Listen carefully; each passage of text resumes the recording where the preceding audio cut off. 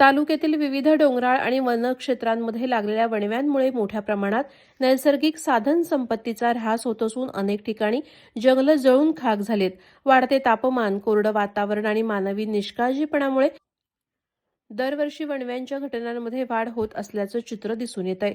या वणव्यांमुळे वनक्षेत्रातील गवत, झुडपे आणि लहान वनस्पती पूर्णपणे नष्ट होत असल्याने वन्यजीवांबरोबरच शेतकऱ्यांनाही मोठा फटका बसतोय.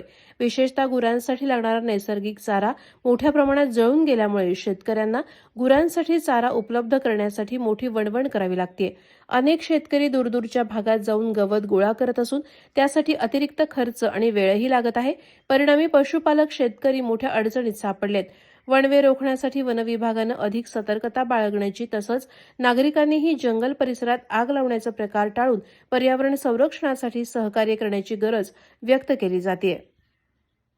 पेंडा असल्यामुळे खाली 5 म्हशी सोडून देत राहणार आणत नाही देणार. वाकण धामणीची वाडी, काशीराम तुकाराम गावडे राहणार धामणीची वाडी. बाबा हे बघा, जवळजवळ त्यांनी 4:45ला वणवा लावला. तो इकडं येईपर्यंत अर्धा तासाच वणवा इकडं ह्या भागात आला. आम्ही मंडळी घरी कोणी मुलं बाळ नव्हतीत. मी म्हातारी 3-4 माणसं आम्ही होतो. आमच्यानं काही करता आलं नाही, विझवता आलं नाही. आमचा नाईला झाला. मी फोन लावला. इथं एक पाण्याची लाईन होती, ती मग काय आटपणं, मग ते तेवढी लाईन बसवण्यासाठी पाईप कापला, मशीन चालू केली आणि पाणी सोडलं. तर तेवढा पाईपाचा जागा कसा तरी आम्ही बचावला मोठ्या मेहरबानीने. पोरबाळा आलीत तेव्हा गावाच्या सभोवती 7 वाजता हा वणवा युजायला गेला आहे. गावाच्या सभोवती, बाकी वणवा चालूच होता. रात्री 2 वाजता इथं खाली डागाच्या पायथ्याला जाऊन शानं 3 वाडं बचवलं. माझा विठोबा तुकाराम गावडे आणि काशीराम तुकाराम गावडे ह्यांचा खाली वाडा आहे डागाच्या पायथ्याला.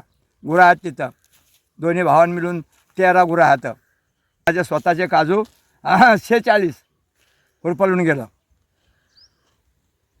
नाही, गुरांना चारा बिरा काय नाही. आता काय झाडपाला बी पाळलेला नाही. पेंडा बी नाही, पेंडा गुरांना पेंडासुद्धा, पेंडीची सुद्धा मुसीबत झाली. आम्ही काल गेलो होतो महाडमध्ये तिकडं आकल्याला, तर तिथंही नाही म्हणून सांगितलं. मी परत घरी आलो आहे. आता यातनं तपास काढतोय, कोणी नाही म्हणतंय. झाडपी पाळलेलं नाही. बाबा परिस्थिती मोठी कठीण होऊन बसले. माझी एकटीची गुरं जवळजवळ 28 ते 30 गुरं आहे. मसरं आणि गाया जर्सी, गावठी गुरं, गावठी बैल, झोंबीचं 2 रेडं, अशी माझी परिस्थिती बारीक कठीण होऊन बसले बाप्पा. गावचं नाव धामणीचवाडी. मी चेतन कदम. आता ह्या वण्यामुळे गुरांना काय खाण्यासारखं राहिलेलेच नाही. पूर्ण आजूबाजूने पूर्ण जळून गेलेलं आहे. आणि गवत असताना आम्हाला गुरांचं थोडंफार म्हणजे त्याचा निवारा व्हायचा, पण आता गवत नसल्यामुळं जनावरांना दिवसाला 150-200 पेंडा लागतो आहे. आणि सध्या आता पेंड्याचा रेट सध्या 10 ते 15 रुपये चालू आहे. दिवसाला आम्हाला असा 150 पेंडा लागल्यामुळे महिन्याला 3-1 पेंडा लागतो आहे. आता इथून 3 महिने असा कठीण काळ आला आहे की गुरांना घालायचं काय, आणि पेंडासुद्धा नाही. जागेवर 15-1 रुपये पेंडा, इथं आणणंसुद्धा 20-22 रुपये पेंडा येतो आहे. सध्याचा काल लय बेकार. त्यासाठी सरकारने काहीतरी करावं या वनवाल्या लावणाऱ्यांसाठी.